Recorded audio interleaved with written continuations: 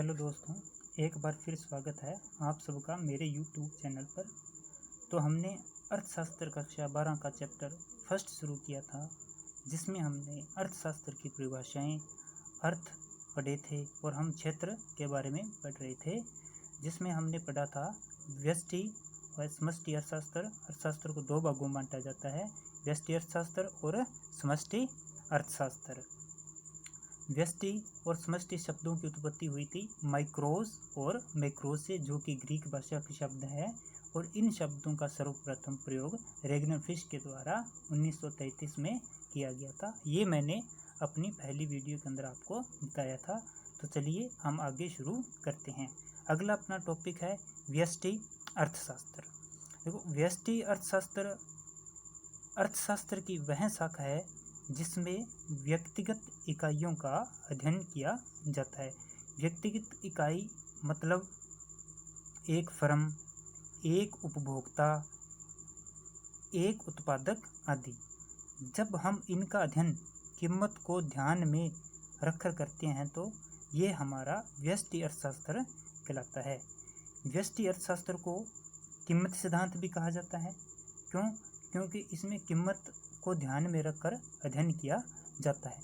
जैसे मान लो एक उपभोक्ता का अध्ययन करना है कि उपभोक्ता अपनी अधिकतम संतुष्टि किस प्रकार प्राप्त करता है, तो उसके लिए हम उपभोक्ता की कीमत को ध्यान में रखते हैं।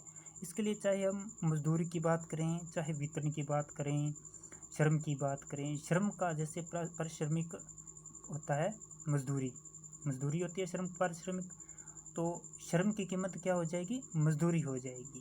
तो व्यष्टि अर्थशास्त्र में उपभोक्ता उत्पादक का जो अध्ययन किया जाता है वो वस्तुओं और सेवाओं की कीमतों को ध्यान में रखकर किया जाता है।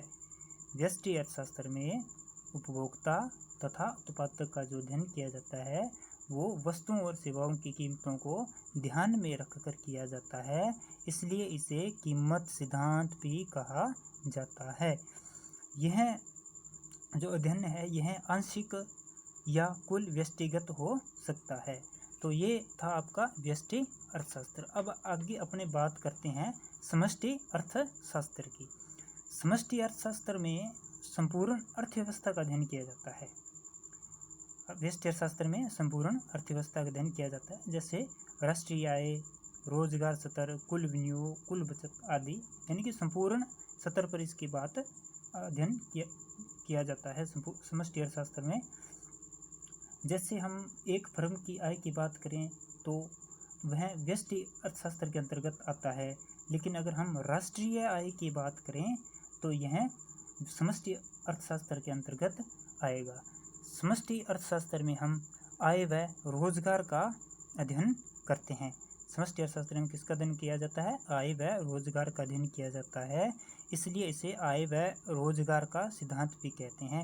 एक तरह से ये इसका दूसरा नाम है, आय व रोजगार का सिद्धांत। जैसे अपने व्यष्टि अर्थशास्त्र को नाम दिया कीमत सिद्धांत, वैसे समष्टि अर्थशास्त्र को भी क्या कहा जाता है? आय व रोजगार का सिद्धांत कहा जाता है। अब हम बात करते हैं समष्टि अर्थशास्त्र के उद्भव की।